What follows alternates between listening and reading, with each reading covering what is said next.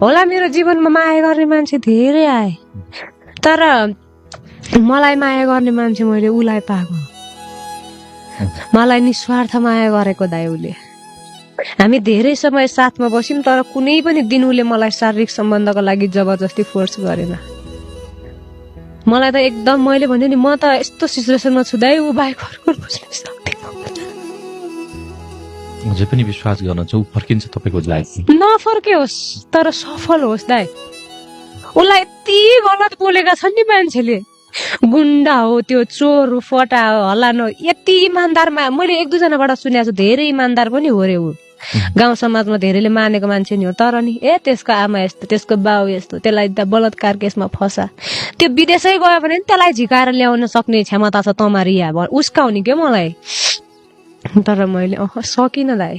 हिजो मेरो शिर छोएको हातमा म कसरी हतकडी लगाइदिनु। प्रेममा बदनामी मात्र होइन, त्याग पनि हुन्छ दाइ। साँचो प्रेममा म कन्ट्याक्ट विहीन छु दाइ, तर म उसकै नामले सास चलिरहेछ क्या दाइ मेरो। पाउनु मात्रै प्रेम होइन, प्रेममा दाइ हिजो मेरो साथमा हुँदा ऊ राम्रो थियो, आज उसको विषय मैले गलत कुरा थाहा पाउने बित्तिकै उसलाई फसाएर हिँड्यो भने त के प्रेम भयो त दाइ त्यो। म त भन्छु आफू सफल भएर निस्क्यौ, तिमीलाई गलत भन्ने मान्छेको अगाडि, तिमीलाई गलत तरिकाको ट्रिट गर्ने मान्छे होला, तिम्रो गल्ती कमजोरी होला, म मान्छु। भगवानबाट पनि गल्ती कमजोरी भएर नराम्रो मान्छेलाई संसारमा जन्म दिन्छन् क्या दाइ। बलात्कारी, अपराधी, हत्या जस्तो जघन्य अपराध गर्ने अपराधी जन्मिन्छन्, भगवानबाट नि गल्ती हुन्छ। तिमी मान्छे हो, गल्ती भयो होला, म मान्छु। तिमी मेरो साथमा नभए पनि तिमीलाई सफल देख्न चाहन्छु। तिमीलाई सफलताको झन्डा गाडेको हेर्न मन छ मलाई। म टाढैबाट भए पनि तिमीलाई यो मान्छे यस्तो भयो भनेर तिम्रो नाम सारा संसारले गुहारेको हेर्न मन छ।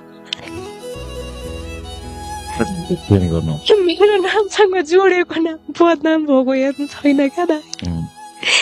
रिया सुनार भन्ने नाम स्वाभिमानले बाँचेको नाम हो दाइ। स्वाभिमानले बाँचेको नामसँग जोडिएको नामलाई बदनाम गर्नै चाहन्न दाइ। म भनिहालेँ नि, हिजो मेरो खुट्टा मुसारेको हातमा हतकडी लगाउन सक्दिनँ क्या दाइ।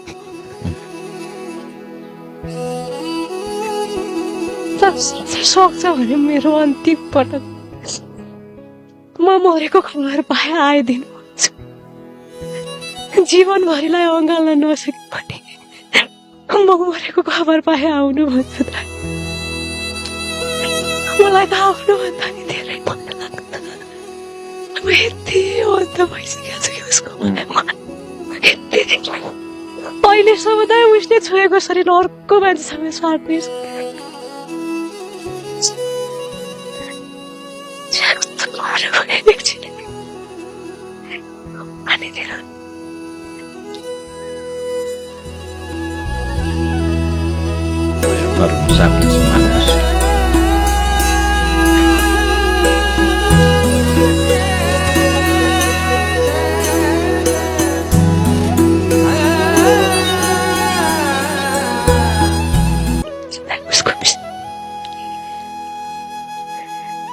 अहिले कुरा हुन्छ।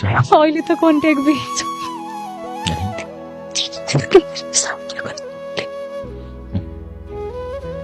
श्रीमानले नदिएको साथ दिएको मान्छे हो दाइ। हिजो जुन मान्छेले मेरो शिर छोयो, मलाई मेरो उजाडेको जिन्दगी रङ्गिन, ऊ गुण्डा होला, चोर होला, फटा होला, मलाई त साँच्चै माया गरेको। यो समाजमा कानुनी रूपमा आफ्नो हुनु पर्दो रहेछ क्या दाइ, आफ्नो बनाउन। आत्माको सम्बन्धको कुनै मोल नहुने रहेछ। मलाई त दाइ मेरो एथोरिटी बिना टच पनि नगर्ने थियो मान्छेले। मेरो ब्लडै नामको लुगा धुने, म बिरामी हुँदा दाइ मेरो ब्लड भएको कपडा धुने, नुहाइदिने, ऊ मेरो साथमा भयो भने त दाइ म त खाना नि नबनाउने। त्यति माया गर्ने मान्छे कसरी टाढा भयो त? बाध्यता दाइ, एकदम तिमी बाध्यता। भनिहालेँ नि, कानुनी रूपमा आफ्नो हुनु पर्दो रहेछ दाइ। आत्माको सम्बन्धको मोलै नहुने रहेछ। म त विधवा जस्तै भएर हिँड्थेँ दाइ। मेरो जिन्दगीमा उसले नै रङ्ग भरेको। विधवा जस्तै भएर हिँड्थ्यो मलाई त कति मान्छेले उसलाई फसाइदिए यस्तो गर्दे उस्तो गर्दे बलात्कार केसमा हाल्दे यसलाई हिजो मलाई बिरामी हुँदा स्याहारेको हातमा हतकडी लगाउन सकिनँ दाइ मैले हतकडी लाउनु जेल हाल्नु मात्रै पनि त न्याय हो नि न्याय हो। हैन र? उसलाई त म त भन्छु उसलाई यहीँबाट यही क्यामेराबाट आखो तिम्रो विषयमा धेरै मान्छेले गलत बोले तिमी के थियौ कस्तो थियौ गलत थियौ सही थियौ तिमीलाई थाहा छ तर अब आउने समयमा तिम्रो विषयमा गलत बोल्ने मान्छेको अगाडि तिमी राम्रो मान्छे भएर निस्किनु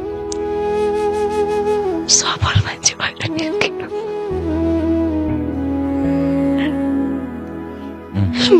मेरो साथ मेरो सपोर्ट कन्ट्याक्ट विहीन भए पनि तिमीसँग म साथमा नभए पनि मेरो प्रार्थना मेरो आशीर्वाद सधैँ तिम्रो साथमा छ तिमी सफल भएर निस्किनु